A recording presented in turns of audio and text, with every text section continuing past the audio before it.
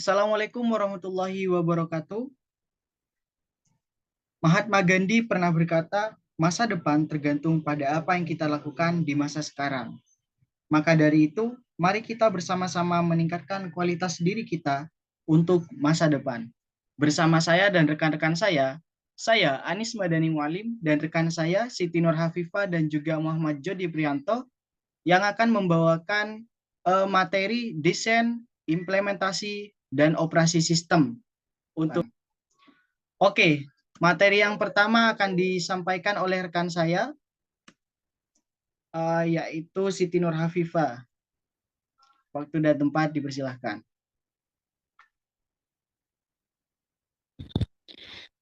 Baik, yang pertama saya akan menjelaskan tentang langkah-langkah dalam membuat desain konseptual sistem.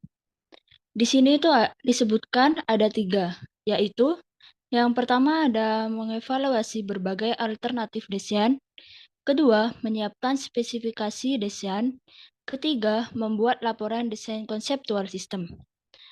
Nah, yang pertama mengevaluasi berbagai alternatif desain. Terdapat beberapa cara berbeda yang dapat digunakan perusahaan dalam proses pengembangan sistem. Perusahaan dapat membeli software dari penjual, meminta pegawai bagian sistem informasi mengembangkan software, dan meminta orang-orang yang akan menggunakan sistem tersebut untuk mendesainnya, atau mengontrak perusahaan luar untuk mengembangkan dan mengelola sistem informasi tersebut. Perusahaan dapat mengubah, meningkatkan, atau mengganti software yang ada atau melakukan rekayasa ulang keseluruhan proses bisnisnya dan mengembangkan software untuk mendukung proses baru ini. Yang kedua, menyiapkan spesifikasi desain. Begitu alternatif desain telah terpilih, tim proyek mengembangkan spesifikasi desain konseptual untuk elemen-elemen tersebut. Nah, elemen tersebut ini nanti dijelaskan pada slide selanjutnya. Yang ketiga, ada membuat laporan desain konseptual sistem. Pada akhir tahap desain konseptual, tim proyek pengembangan membuat dan memberikan laporan desain konseptual sistem. Tujuannya adalah untuk memberi petunjuk pada aktivitas desain sistem, mengkonsumsikan bagaimana kebutuhan pihak manajemen dan para pemakai akan dipenuhi, dan membantu komite pelaksana menilai kelayakan sistem. Next.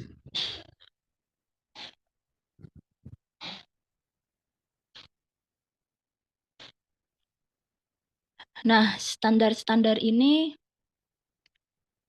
yang digunakan untuk mengidentifikasi dan mengevaluasi alternatif desain itu ada 4. Yang pertama, desain harus memenuhi tujuan organisasi sistem. Kedua, desain harus memenuhi kebutuhan para pemakai.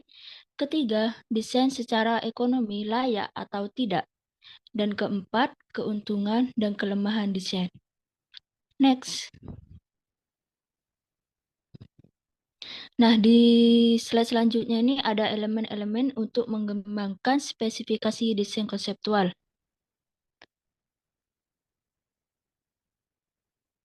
Yang pertama ada input. Yang kedua ada penyimpanan data. Yang ketiga ada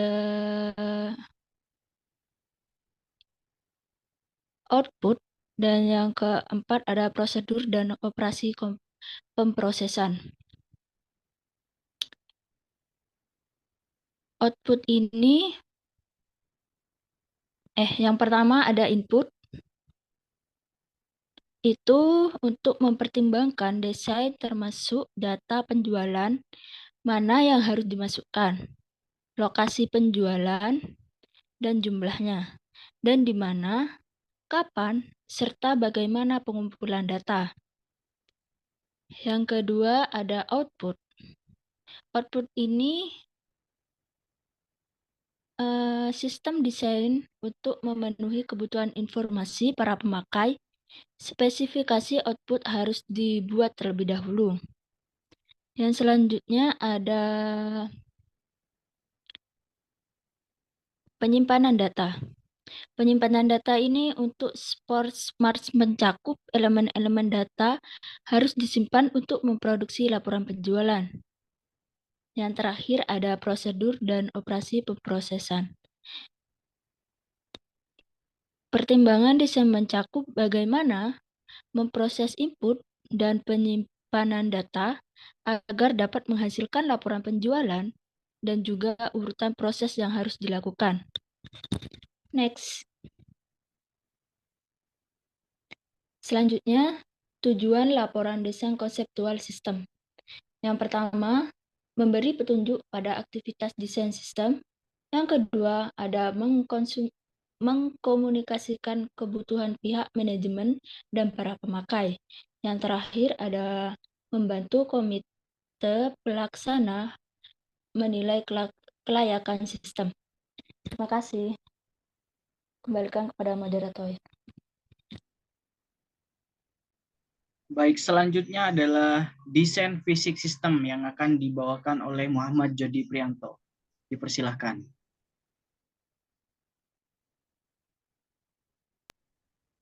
Baik, di sini saya akan membahas tentang desain fisik sistem. Sebelum membahas materi ini, mari kita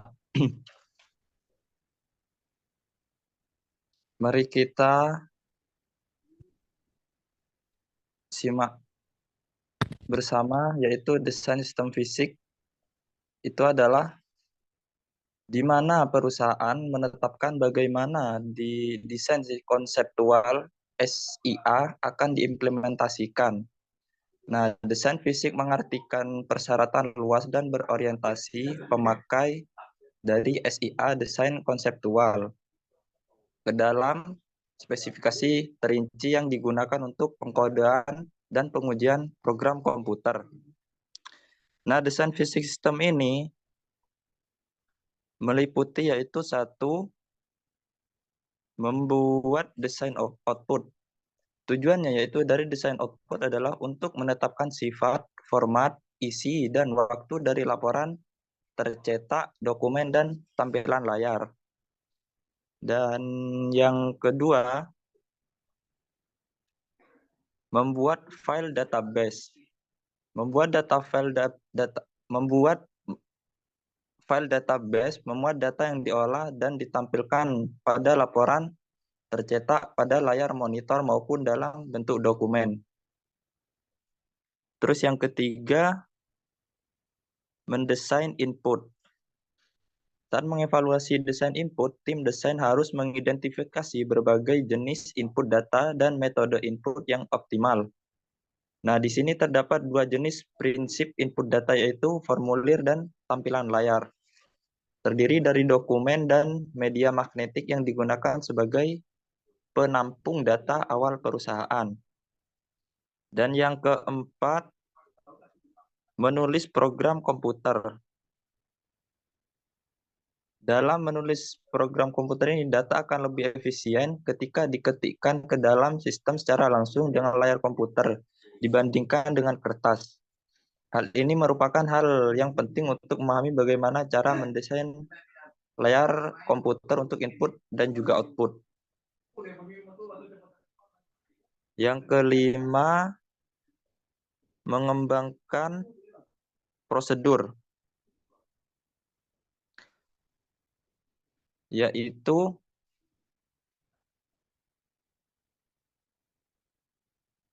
mengembangkan.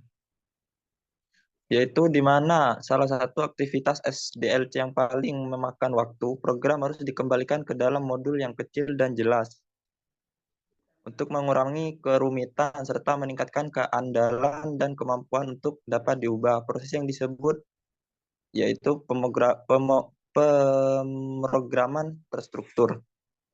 Terus yang keberapa ini? Yang keenam, membangun pengendalian ke dalam SIA yang baru. Dalam hal ini, siapapun yang berinteraksi dengan sebuah sistem memerlukan sejumlah prosedur untuk menjawab pertanyaan siapa, apa, kapan, di mana, mengapa, dan bagaimana terkait dengan aktivitas-aktivitas SIA. Prosedur-prosedur tersebut harus meliputi persiapan input, pemrosesan transaksi, deteksi dan koreksi kesalahan pengendalian, rekonsiliasi saldo, akses database, persiapan dan distribusi output, dan serta instruksi-instruksi operator komputer. Next.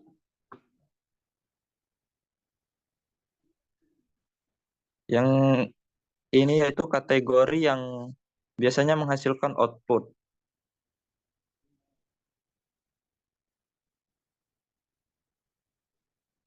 Yaitu meliputi 1. Laporan terjadwal. Yang kedua, laporan analisis untuk tujuan khusus. Yang ketiga, laporan pengecualian khusus. Dan laporan permintaan.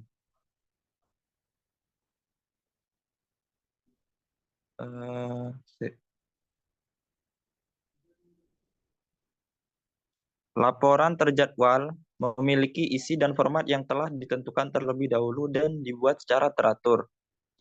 Yang kedua, laporan analisis untuk tujuan khusus, yaitu tidak memiliki isi atau format yang ditentukan terlebih dahulu dan tidak dibuat secara teratur. Laporan ini dibuat sebagai respon atas permintaan pihak manajemen untuk mengevaluasi suatu masalah, seperti mana dari 3 produk baru yang akan memberikan laba tinggi. Yang ketiga, laporan pengecualian khusus. Laporan pengecualian khusus ini memiliki isi dan format yang telah ditentukan terlebih dahulu, tetapi dibuat hanya sebagai tanggapan atas kondisi yang tidak biasa. Terlalu banyak tingkat ketidakhadiran, kelebihan biaya, kekurangan persediaan, dan berbagai situasi yang memerlukan tindak perbaikan segera atau memicu laporan semacam ini. Yang terakhir, laporan permintaan. Laporan permintaan. Laporan permintaan ini memiliki isi dan format yang telah ditentukan terlebih dahulu, tetapi dibuat hanya berdasarkan permintaan. Baik laporan pengecualian khusus maupun laporan permintaan dapat digunakan secara efektif untuk memfasilitasi proses manajemen. Next. Desain input, yaitu antara lain 1, desain formulir, yang kedua, desain layar komputer.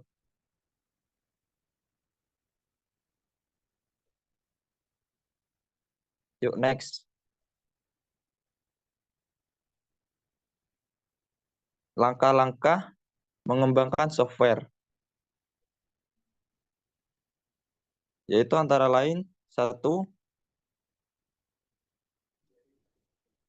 analisis sistem dari siklus hidup pengembangan sistem. Yang kedua, desain konseptual sistem dapat diteruskan hingga ke awal desain fisik. Yang ketiga, dilakukan pada saat desain sistem. Yang keempat, dilakukan pada saat implementasi sistem. Yang kelima, dilakukan selama desain sistem. Yang keenam, dilakukan selama implementasi sistem. Yang ketujuh, diselesaikan selama implementasi sistem dan perubahan sistem. Dan yang terakhir yaitu tahap operasi dan pemeliharaan.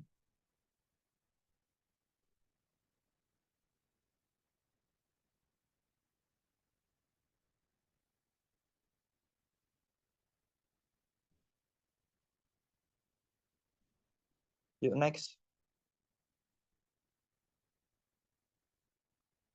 Tahap operasi dan pemeliharaan,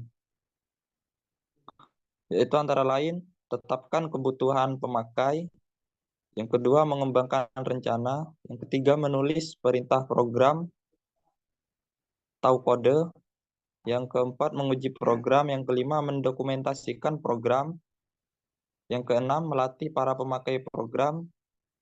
Ketujuh, memasang sistem. Dan yang terakhir, menggunakan dan mengubah sistem.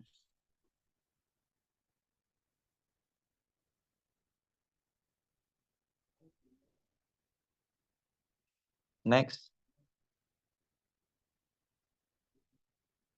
Baik, selanjutnya akan dijelaskan oleh teman saya, yaitu Anis Madani. Tempat dan waktu kami persilahkan. Baik, selanjutnya adalah implementasi sistem. Implementasi sistem adalah proses memasang hardware dan software serta membuat SIA jadi dan dapat berjalan. Proses ini umumnya terdiri dari pengembangan rencana, pengembangan dan pengujian software, memasang dan menguji hardware, memilih dan melatih personel, mengembangkan dokumentasi, serta menguji sistem. Kemudian yang kedua ada perencanaan implementasi. Ada 3 poin di sini. Yang pertama, pekerjaan implementasi. Yang kedua, perkiraan tanggal penyelesaian. Yang ketiga, perkiraan biaya dan orang-orang yang bertanggung jawab untuk setiap pekerjaan. Next. Jenis dokumentasi yang harus dibuat untuk sistem baru. Yang pertama, dokumentasi pengembangan. Yang kedua, dokumentasi operasi. Dan yang terakhir, dokumentasi pemakai. Yang pertama, dokumentasi pengembangan.